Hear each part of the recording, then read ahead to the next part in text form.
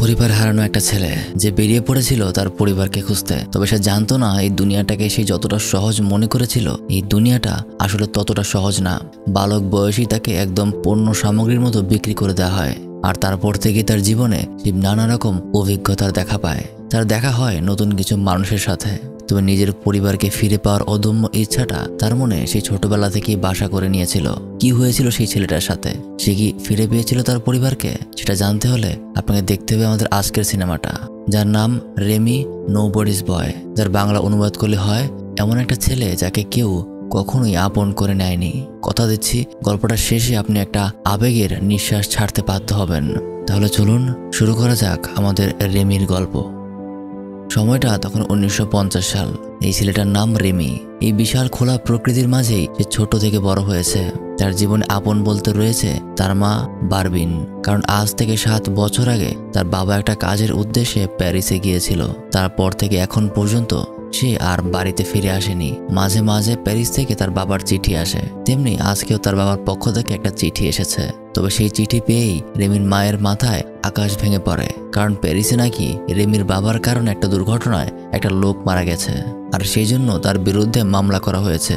এখন তাদেরকে এই মামলা লড়তে হলে একটা মোটা অঙ্কের টাকা প্রয়োজন। রেমির মা এই যাবৎকালে সব টাকা জমানো বের করে দেখে, সেগুলোতে তাদের কিছুই হবে না। সম্পত্তি বলতে ছিল শুধুমাত্র একটা গরু, যার দুধ বিক্রি করে তার দুজনে তাদের দিনকাল চালাচ্ছিল।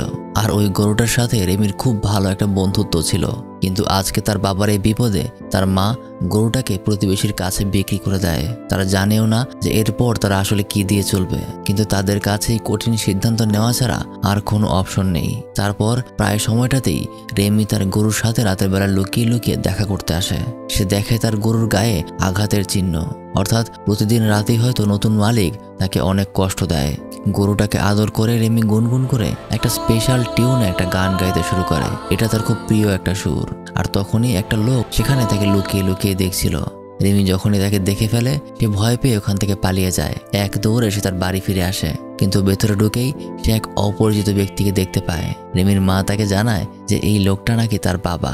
আর বলতে বলতেই রিমির বাবা তার ওপরে রেগে ওঠে। সে বারবিনের উপর অনেক চিল্লাপাল্লা করতে শুরু করে। সে কেন এই ছেলেটাকে এখনো নিজের সাথে রেখেছে এইসব বলে তাকে ধমকাতে শুরু করে। আর রেমি এখানে বুঝে যায় যাকে সে এত দিন ধরে নিজের মা ভেবে এসেছে সে আসলে তার আসল মা নয়। বাইরে রেমির বাবা বারবিনের উপর বকাঝকা করতে শুরু করে। আর এদিকে রেমি এসবে ভয় পাচ্ছিল। কিন্তু কিছুক্ষণ পর যখন সবকিছু ঠিক হয়ে যায় তখন বারবিন রেমির কাছে এসে তাকে সান্ত্বনা দেয় আর তাকে সবকিছু খুলে বলতে শুরু করে, যেগুলো এতদিন রেমি একদমই জানতো না। সেটা এখন থেকে 11 বছর আগের কথা, যখন জেরুম অর্থাৎ বারবিনের স্বামী প্যারিসে একটা চার্চের সামনে একটা ছোট্ট বাচ্চাকে কুড়িয়ে পায়। তখন শীতকালের এই আবহাওয়ায় যদি বাচ্চাটা বাইরে পড়ে থাকতো তাহলে হয়তোবা সে ওখানেই মারা যেত। তাই ওই বাচ্চাটাকে নিজের সাথে করে এসে বাড়িতে নিয়ে আসে। তখন তাদের পরিবার আসলে প্যারিসে থাকতো। বারবিনের স্বামী জেরুম ভেবেছিল যদি এই বাচ্চাটাকে তাদের আসল পরিবারের কাছে সে ফিরিয়ে দিতে পারে তাহলে হয়তোবা সে অনেক টাকা পাবে। আজকে এই সত্যটা জানতে পেরে তার ভেতরে একটা প্রচন্ড রকম ঝড় বয়ে যেতে শুরু করে। এত বছর ধরে যাকে সে নিজের মা আর বাবা ভেবে এসেছে তারা কেউই তার আসল মা বাবা নয়। বারবিন তাকে এই কাপড় চোপড় আর সেই জিনিসপত্রগুলো দেখায় যেগুলো ছোট থাকতে ওখানে তার সাথেই পড়েছিল। আর তখনই জেরুম সেখানে চলে আসে। সে নিজের স্ত্রীর সাথে খারাপ ব্যবহার করার জন্য তার কাছে ক্ষমাও চায়।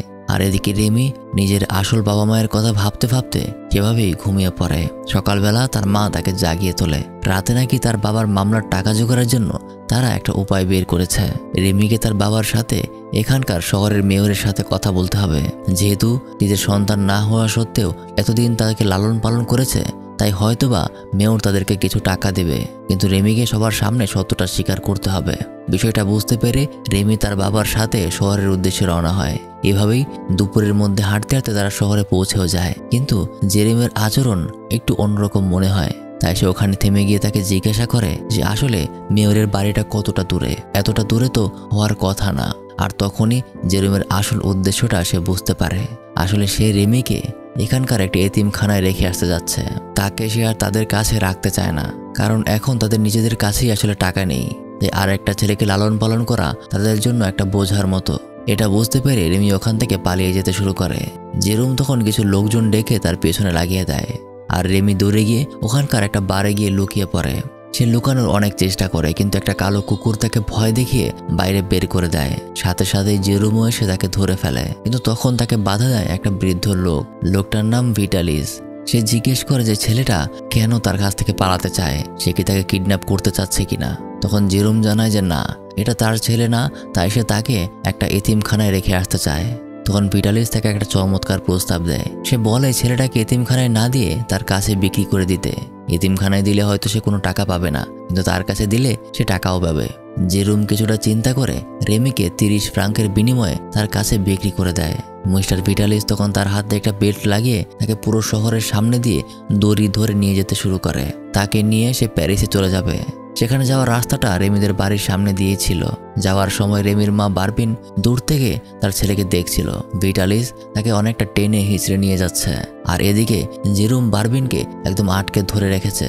আর সেটাই ছিল তার ছেলের সাথে তার শেষ দেখা। এদিকে ভিটালিস আর রেমি রাতের বেলা ওখানকার ছোট্ট একটা ফার্ম হাউসে আশ্রয় নেয়।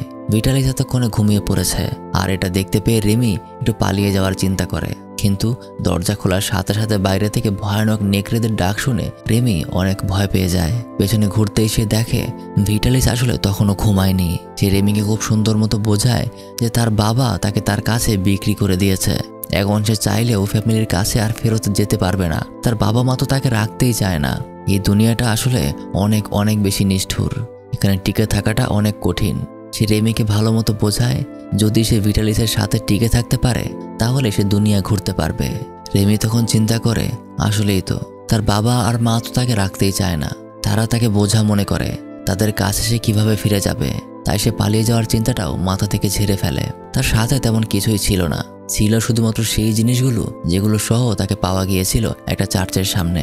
তার পরদিন ভিটালিস রেমিকে কাছের একটা শহর থেকে কিছু ভালো জামা কাপড় কিনে দেয়, তাকে বিভিন্ন বিষয় সম্পর্কে বোঝাতে শুরু করে। কিন্তু রেমি তখন প্রশ্ন করে যে কেন সে তার পেছনে আসলে টাকা খরচ করছে, সে তো তাকে কিছুই দিতে পারবে না, তার কাছে তো দেওয়ার মতো কিছু নেই। তখন ভিটালিস তাকে জানায় যে রেমির গানের কণ্ঠ আসলে খুবই ভালো। আসলে গল্পের শুরুতে রেমি যখন গরুর সাথে দেখা করতে গিয়েছিল তখন পেছন থেকে যে লোকটা তাকে দেখছিল এটাই ছিল ভিটালিস, যাকে দেখে আসলে সে ভয়ে পালিয়ে গিয়েছিল। ভিটালিস একজন মিউজিশিয়ান, পাশাপাশি সে একটা সার্কাস চালায়। মিউজিক আর সার্কাস করেই তার দিন পার হয়ে যায়। সেখানে যেহেতু রেমির গান অনেক ভালো, তাই সে সার্কাসে রেমির গানের প্রতিভাটাকে ব্যবহার করতে চায়। তার কাছে একটা কুকুর আর একটা ছোট বানরও ছিল। কুকুরটার নাম সে রেখেছে ক্যাপ্টেন ক্যাপি, আর বানরটার নাম লাভলি হার্ট। তাদেরকে নিয়ে এসে আজকে শহরের সব রকমের কেরামতি দেখাচ্ছিল। মানুষজন সবাই তাদের এরকম সার্কাসে খুব আনন্দ পায়। আর হঠাৎই সে সেখানে রেমিকে সবার সামনে নিয়ে আসে। সে তাকে সবার সামনে সেদিনকার ওই গানটা শোনাতে বলে যেটা সে ফার্ম হাউসে গিয়েছিল। কিন্তু রেমির কাছে মানুষের সামনে গান গাওয়া আসলে একদমই নতুন। এতগুলো মানুষকে দেখে সে ভয় পেয়ে যায়, যে ওখান থেকে পালিয়ে যেতে ধরে। আর তখনই কাদার মধ্যে পড়ে গিয়ে জামা কাপড় সব নষ্ট হয়ে যায়। আজকে এই ঘটনায় রেমি মিস্টার ভিটালিসের উপর অনেক রাগ দেখাতে শুরু করে। সে কেন তাকে এতগুলো মানুষের সামনে আসলে এভাবে নিয়ে আসলো। ভিটালিস তাকে অনেক বোঝানোর চেষ্টা করে, কিন্তু রেমি ছোট মানুষ, তাই রাগটা আসলে এখন অনেক বড়। রেমি রাগ দেখিয়ে ঘাসের উপর বসেছিল। তখন ক্যাপ্টেন ক্যাপি তার কাছে বিশেষ একটা চিঠি নিয়ে আসে, আর রেমি ওই চিঠি নিয়ে মাস্টার ভিটালিসের কাছে ফিরে যায়। ওটার ভিতরে ছিল একটা নিউজ পেপার।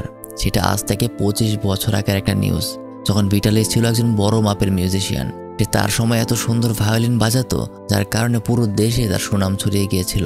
এটা দেখে রেমি বুঝতে পারে যে তারই মাস্টার অর্থাৎ ভিটালিস কোনো সাধারণ ব্যক্তি না, তার খুব সুন্দর একটা অতীত ছিল। কিন্তু নিউজ পেপারে কি লেখা আছে এটা রেমি পড়তে পারে না, কারণ ছোটবেলায় টাকার অভাবের কারণে সে কখনোই আসলে স্কুলে যেতে পারেনি।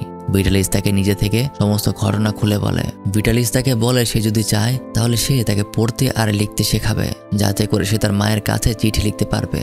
যদি সে ভালো মতো গানটা শেখে আর অনুষ্ঠানে ভালো পারফর্ম করতে পারে তাহলে সে তার মাকে অর্থাৎ বারবিনকে টাকাও পাঠাতে পারবে। তখন হয়তো সে আর তার পরিবারের কাছে একদম বোঝা হয়ে থাকবে না। হয়তো সে তার মায়ের সাথে তখন দেখাও করতে পারবে, আর অনেক টাকা হলে তার কাছে ফিরেও যেতে পারবে।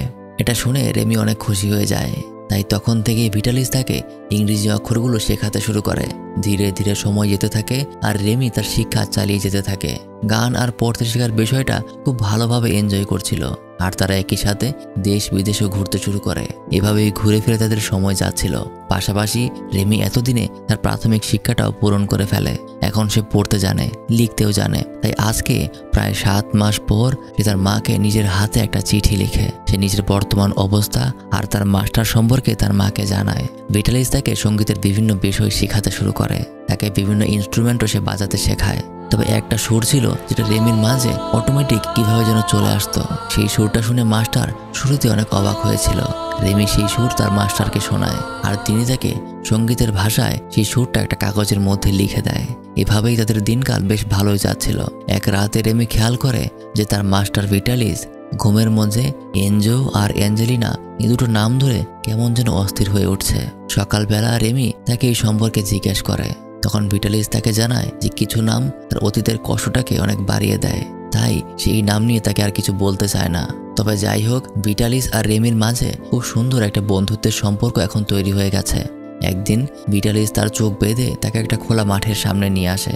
তাকে বলে সে যেন নিজের মন থেকে সেই সুরটা গাওয়ার চেষ্টা করে যেটা তার মাঝে অটোমেটিক চলে আসে।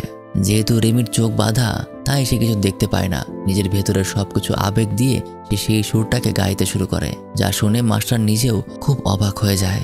তার যখন গাওয়া শেষ হয় তখন তিনি তার চোখ খুলে দেন আর তখন রেমি দেখতে পায় যে তার সামনে অনেকগুলি কৃষক মাঠে কাজ করছিল আর তার গান শুনে সকলেই অনেক মুগ্ধ, যার কারণে এবার রেমি নিজের মধ্যেকার পুরো আত্মবিশ্বাস নিয়ে সেই গানটা গাইতে শুরু করে, যেটা সকলেরই মন ছুঁয়ে যায়। এরপর থেকে তার ভেতরকার এই জড়তাটা একদম কেটে যায়। এখন সে সবার সামনেই খুব সাবলীলভাবেই গান গাইতে পারে। একদিন এভাবেই তারা পিকনিকে বাচ্চাদের মনোরঞ্জন করছিল। শহরের কিছু ধনী পরিবার এই পিকনিকটা আয়োজন করেছে আর যেখানে তাদের বাচ্চাদেরকে হাসি খুশি রাখার জন্যই তাদেরকে নিয়ে আসা হয়েছে। সেখানেই একটা মেয়ের সাথে রেমির পরিচয় হয়। মেয়েটার নাম লিজ।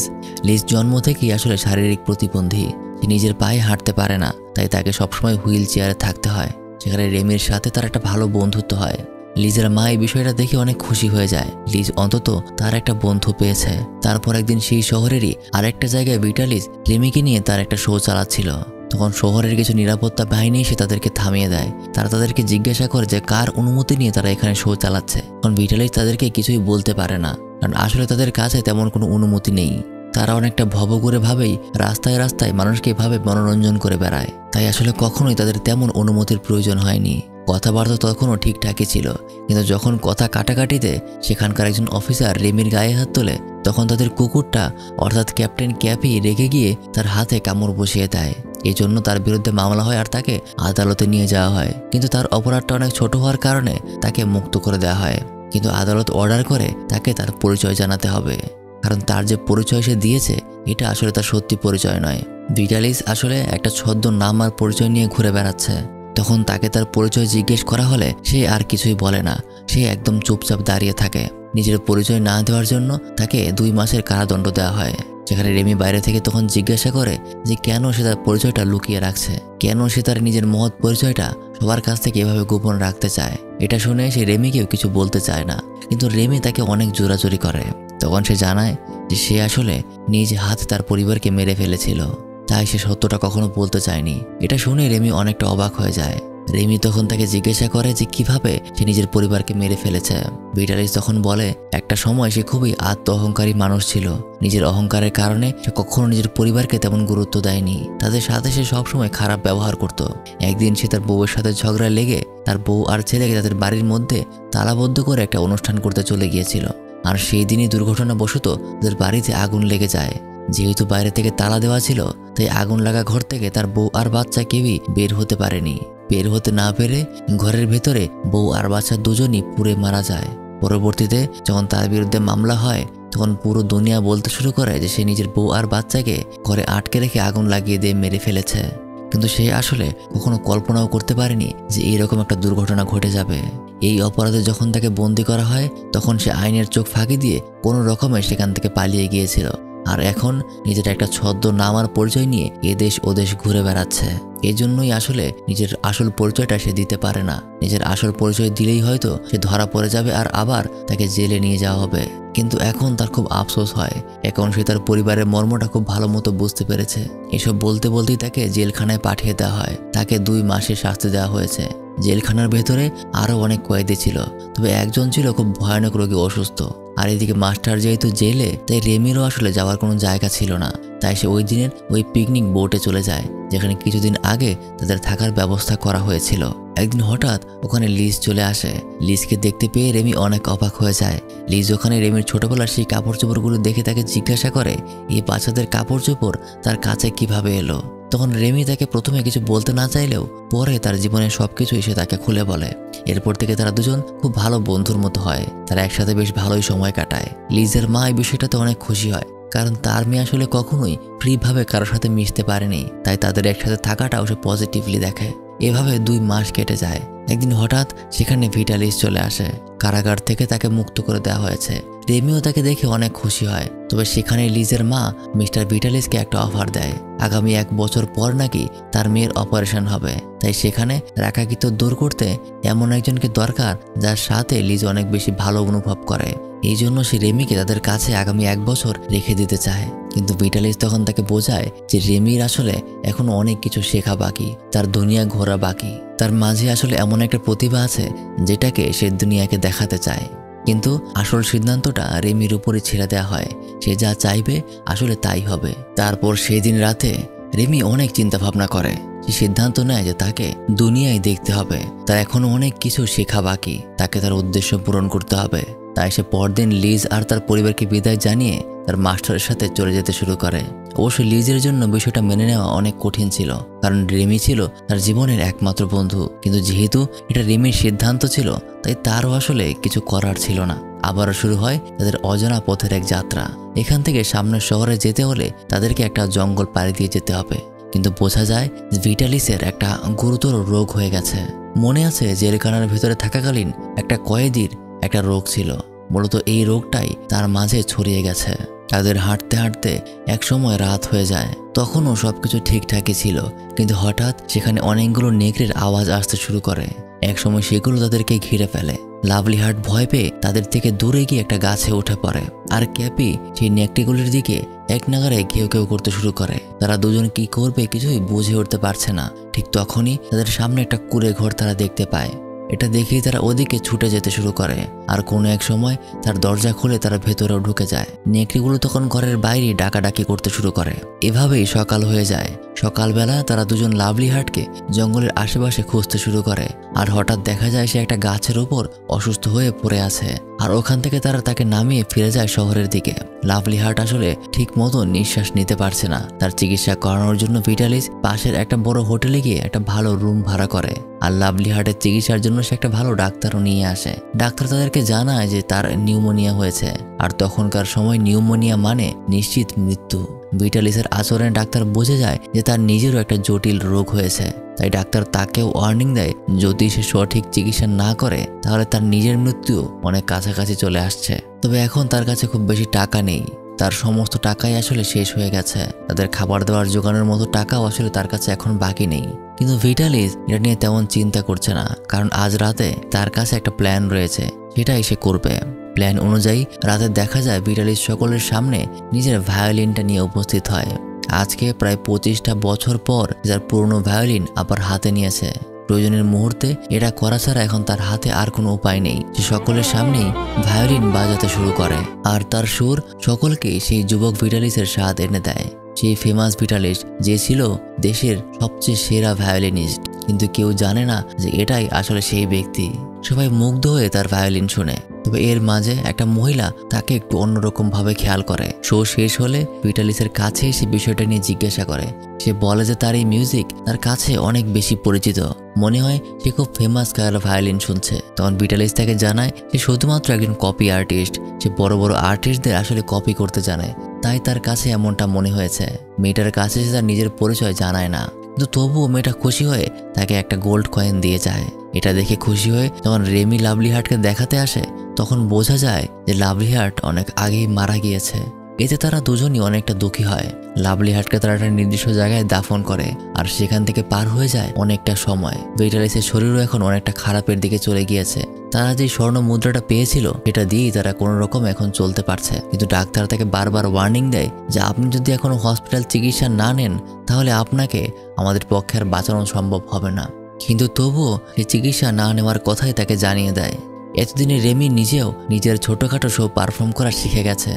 আজকে সে নিজের শো শেষ করে যখন ফিরে আসে তখন তাকে লিজের পক্ষ থেকে আসা একটা চিঠি দেওয়া হয়। সেই চিঠিটা পড়তে শুরু করে। চিঠিটা পড়ে সে বুঝতে পারে আসলে তার অরিজিনাল বাবা মায়ের খোঁজ পেয়ে গেছে। তখনই সেখানে তার মাস্টার চলে আসে। মাস্টারকে সে তার খুশির খবরটা দেয়। সে জানায় কিছুদিন আগে লিজ তার মায়ের কাছে থাকা একটা আর্টিকেলে 10 বছর আগে একটা ফ্যাশন ডিজাইন দেখতে পায়। এখানে কিছুটা খেয়াল করতেই লক্ষ্য করে ওখানে যে ধরনের ডিজাইন কাপড় ব্যবহার করা হতো রেমির সেই ছোটবেলার কাপড়গুলো একদম হুবহু একই রকম। আর তখন সেটা শুধুমাত্র রয়্যাল ফ্যামিলির মানুষগুলোই ব্যবহার করত। তাই বিষয়টা নিয়ে খোঁজ লাগালে সে জানতে পারে একটা পরিবার আছে যারা আজ থেকে 10 বছর আগে তার সন্তানকে হারিয়েছিল। এটা জানতে পেরে রেমির মতো তার মাস্টারও অনেক বেশি খুশি হয়। তারা সাথে সাথেই প্যারিসে চলে যায় আর সেখানে গিয়ে যে ব্যক্তি তার আসল বাবা মায়ের খোঁজ জানে তার সাথে গিয়ে দেখা করে। লোকটার নাম মিলিগান। সেখানে মিলিগান বিষয়টা দেখে অবাক হয় যে তার কাছে সেই জিনিসগুলো এখনো আছে। তাই সে রেমিকে তাদের আসল বাবা মায়ের কাছে নিয়ে যায়। সিচুয়েশন দেখে বোঝা যায় যে এই পরিবারটা আসলে একটা সময় অনেক ধনী ছিল কিন্তু এখন গরিব হয়ে গেছে। তাদের বাড়িটা এখন ভাঙাচোরা অবস্থায় পড়ে আছে। তখন একটা মহিলা বাইরে এসে রেমিকে জড়িয়ে ধরে। পাশাপাশি ভেতরে গিয়ে তারা আজ থেকে 10 বছর আগে ঘটে যাওয়া সেই দুর্ঘটনা সবকিছু নিয়ে আলাপ আলোচনা করতে থাকে। তারা জানায় যে ওই সময়টা নাকি পারিবারিক একটা সমস্যার কারণে এমনটা হয়, যেখানে তাদের কিছুই আসলে করার ছিল না। তার বাবা নাকি ওই সময়টাতে একটা পরকীয়া প্রেম করছিল। যার সাথে প্রেমে ছিল সেই মহিলাটা আসলে তেমন ভালো ছিল না। প্রতিশোধ নেওয়ার জন্য রেমিকে চুরি করে নিয়ে গিয়েছিল। কিন্তু এসব কথা শুনে মাস্টারের কেমন একটা সন্দেহ হয়, কিন্তু এরাই আসলে তার পরিবার, তাই তার তেমন কিছু করার ছিল না। মাস্টার রেমিকে বিদায় দিয়ে সেখান থেকে চলে যায়। যাবার আগে সে রেমিকে সেই নোটটা দিয়ে যায় যেখানে রেমির প্রিয় সুরের একটা মিউজিক্যাল নোট সে লিখে দিয়েছিল। কিন্তু এখনো কেমন জানি রেমির মাঝে একটা চেপে থাকা কষ্ট আছে। এই লোকগুলিকে তার কেন যেন আপন মনে হচ্ছে না। তার মনেই হচ্ছে না যে এই মহিলাটা তার মা হতে পারে। মাঝ রাতে হঠাৎ তার মুখের উপর পানির এক ফোঁটা এসে পড়ে। সে খেয়াল করে যে তার উপরে ছাদ আসলে ভাঙা। পাশাপাশি যখন কিছু বিষয় সে খতিয়ে দেখার জন্য বাইরে আসে তখন সেখানে সে ড্রয়ারে রেমি অদ্ভুত স্বর্ণে বাঁধানো দাঁত দেখতে পায়। সেখানে বিভিন্ন দামি ঘড়ি আর জিনিসপত্রও সে দেখতে পায়। এগুলো নিয়ে উল্টা পাল্টা ভাবতে ভাবতেই তার পেছনে সেই মহিলাটা চলে আসে। তার কথায় সে নিশ্চিত হয়ে যায় যে এই মহিলাটা তার আসল মা নয়। তখন রেমি ওখান থেকে পালিয়ে যেতে শুরু করে, কিন্তু পথেই মিলিগান এসে তাকে আটকে নেয়। তারা সবাই রেমিকে ভেতরে চেয়ারে বসে মেরে ফেলার প্রস্তুতি নিতে শুরু করে। আর ঠিক তখনই সেখানে মাস্টার এসে রেমিকে বাঁচিয়ে নেয়। মাস্টারের সাথে তাদের হাতাহাতি লেগে যায়। মাস্টার তাদেরকে জিজ্ঞাসা করে যে কেন সে এসব করছে। তখন ওখানকার একটা বৃদ্ধ লোক জানায় যে তারা কেউই আসলে রেমির আপন কেউ নয়, তবে মিলিগান হচ্ছে রেমির আপন চাচা। সে তাদেরকে টাকা দিয়েছে যেন তারা ছেলেটাকে মেরে ফেলে। আর যে রেমির আসল বাবা সে অনেক আগেই মারা গিয়েছে। আজ থেকে 11 বছর আগে যখন তাদের পরিবারের সবকিছুই ঠিক ছিল তখন রেমির চাচা সকল সম্পত্তি নিজে হাতিয়ে নেওয়ার জন্য রেমিকে তার পরিবার থেকে আলাদা করে একটা চার্চের সামনে ফেলে এসেছিল। আর রেমির বাবাকেও সে একটা ষড়যন্ত্র করে মেরে ফেলে। আর এসব শোনার পর মাস্টার তাদের কাছ থেকে রেমির আসল মায়ের ঠিকানা নিয়ে রেমিকে সাথে করে নিয়ে সেই উদ্দেশ্যে রওনা হয়। তবে এই তুষার বরফের মাঝখানে তাদের রাস্তাটা খুবই কঠিন হয়ে পড়েছে। এই শহরের একদম শেষ প্রান্তে রেমির মা একা একটা বাড়িতে থাকে। সেদিকেই তারা যেতে শুরু করে। যাওয়ার পথে রেমি ঠান্ডায় খুবই অসুস্থ হয়ে পড়ে, কিন্তু তার মাস্টার তাকে নিজের বুকে আঁকড়ে রাখে আর তাকে নিয়ে সামনের দিকে এগিয়ে যেতে শুরু করে। একদম শেষে সে একটা বাড়ির মতো কিছু একটা ছায়া দেখতে পায়। এই আশা নিয়ে সেদিকেই এগোতে শুরু করে, কিন্তু দেখা যায় যে রাস্তাটা আসলে তখনও শেষ হয়নি।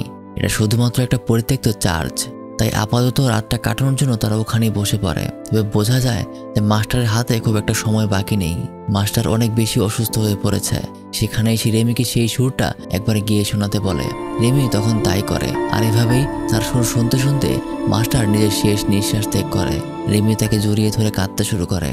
আর সে দেখে দূর থেকে কিছু মানুষজন তার দিকে এগিয়ে আসছে। আর দেখতে দেখতেই রেমি নিজের জ্ঞান হারিয়ে ফেলে।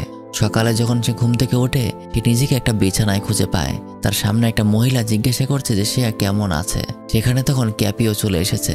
সে উঠেই তার মাস্টারের কথা জিজ্ঞেস করে। তখন মহিলাটা জানায় যে তার মাস্টার আর বেঁচে নেই। শুনে রেমি অঝরে কাঁদতে শুরু করে। তাকে সে ওভাবে রেখেই ঘর থেকে বের হয়ে যায়। বোঝা যায় যে মহিলা আসলে অনেক ধনী।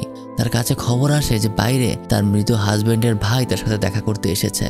আর দেখা যায় এই লোকটা আর কেউ নয়, সেটা মিলিগান। অর্থাৎ এই মহিলাটাই আসলে রেমির আসল মা। কিন্তু এই কথাটা এই মহিলা নিজেও যেমন জানে না, সেটা রেমিও জানে না। গত রাতে দূর থেকে সেই পরিত্যক্ত চার্চের সামনে দুজনকে দেখে সে একটা লোক পাঠিয়েছিল। আর এই খবর জানতে পেরেই মিলিগান রেমিকে এখান থেকে নিয়ে যেতে এসেছে। কারণ যদি রেমি জানতে পারে যে এটাই তার আসল মা, তাহলে তার সমস্যা হয়ে যেতে পারে। কিন্তু সেই মহিলাই ছোট ছেলেটাকে এখান থেকে কিছুতেই নিয়ে যেতে দেবে না। এই বলে সে ভেতরে চলে যায়। আর ভেতরে যাওয়ার পরেই সে রেমির ছোটবেলার কাপড়গুলো দেখে অনেক অবাক হয়ে যায়, এগুলো তার কাছে কিভাবে এলো। আর ঠিক তখনই তার হাতে রেমি সুরের সেই নোটটা এসে পড়ে। সে মিউজিকের ভাষা বুঝতো। এই নোট পড়ার সাথে সাথেই তার ভেতরটা একদম আঁতকে উঠতে শুরু করে। সাথে সাথেই সে রেমির সাথে দেখা করে আর তাকে জিজ্ঞাসা করে যে কিভাবে সেই নোটটা পেল, আর তার সাথে এই ছোট বাচ্চাদের জিনিসপত্র এগুলোই সে কিভাবে পেল। তখন রেমি তাকে সবকিছু গুছিয়ে বলতে শুরু করে যে সে আসলে এখানে তার নিজের মাকে খুঁজতে এসেছে, সে ছোটবেলায় হারিয়ে গিয়েছিল। এটা শুনতে পেরে সেই মহিলারও আর বোঝার বাকি থাকে না যে রেমিই আসলে তার হারিয়ে যাওয়া সেই সন্তান। তারা একে অপরকে জড়িয়ে ধরে। এক সন্তান তার মাকে ফিরে পায় আর এক মা ফিরে পায় তার সন্তানকে। পর রেমি যখন মিলিগানের ব্যাপারে সবকিছু তাকে খুলে বলে, তখন মিলিগানকেও আইনের আওতায় আনা হয় আর তার মাস্টারকে সম্মানের সাথে দাফন করা হয়। যেখানে রেমি প্রায় সময়টাতেই কেবেকে নিয়ে ঘুরতে আসে। তার জীবনে সেই মাস্টার ছিল একজন মহৎ ব্যক্তি, যে তাকে তার পরিবারকে ফিরিয়ে দিয়েছে। সে শিখিয়েছে কিভাবে এই স্বার্থপর পৃথিবীতে বেঁচে থাকতে হয়। আর এতক্ষণ এই সম্পূর্ণ ঘটনাটা রেমি নিজেই তার সামনে থাকা বাচ্চাদের শোনাচ্ছিল। এখন বর্তমানে সময়টা হলো 2018 সাল। এতদিনে রেমি অনেক বৃদ্ধ হয়ে গেছে। তার বর্তমান বয়স আসলে এখন 88। আর তার এই জীবনের সম্পূর্ণ ঘটনাটা শুনে বাচ্চারাও অনেক ইমোশনাল হয়ে যায়। সে জিজ্ঞাসা করে যে আপনার প্রথম মা মিসেস বারবিনের কাছে আপনি কখনো যাননি? তখন সে জানায় হ্যাঁ, সে বারবিনের কাছেও ফিরে গিয়েছিল। তার কিছুদিন পর তার পালক বাবা জেরুমও মারা যায়। তারপর সে তার মাকে তাদের সাথে করেই প্যারিসে নিয়ে আসে। পরবর্তীতে সে নিজেও বিশাল বড় একজন মিউজিশিয়ান হয়। আর এই যে এতিমখানাটা, সেটাও সে নিজের খরচেই তৈরি করেছে। এসব ভাবতে ভাবতেই সে তার নিজের রুমে চলে আসে। নিজের ঘুমিয়ে থাকা স্ত্রীকে সে লিজ নাম করে সম্বোধন করে। অর্থাৎ এটাই সেই লিজ, সেই ছোটবেলার বন্ধু। পরবর্তীতে সে তাকে বিয়ে করে নিয়েছিল। জীবনের এই শেষ পর্যায়ে বিশাল সম্পদের মাঝে থেকেও সে তার অতীতকে খুবই সম্মানের সাথে মনে করে। আর এভাবেই আজকের গল্পটাও শেষ হয়ে যায়। ঠিক এরকমই একটা গল্প আছে, যেখানে একটা ছেলে তার বাড়ি থেকে 1800 কিলোমিটার দূরে অন্য আরেকটা দেশে এসে হারিয়ে যায়। আর সে তার মাকে কিভাবে খুঁজেছিল সেটা দেখার জন্য ডান পাশের এই ভিডিওটা ক্লিক করতে পারেন। সেটা হয়তো আপনাকে আরও অনেক বেশি ইমোশনাল করে তুলবে। আর সেটা একটা সত্যি ঘটনা। এতক্ষণ আপনাদের সাথে ছিলাম আমি মারুফ। দেখা হবে আবার পরবর্তী আরেকটা ভিডিওতে।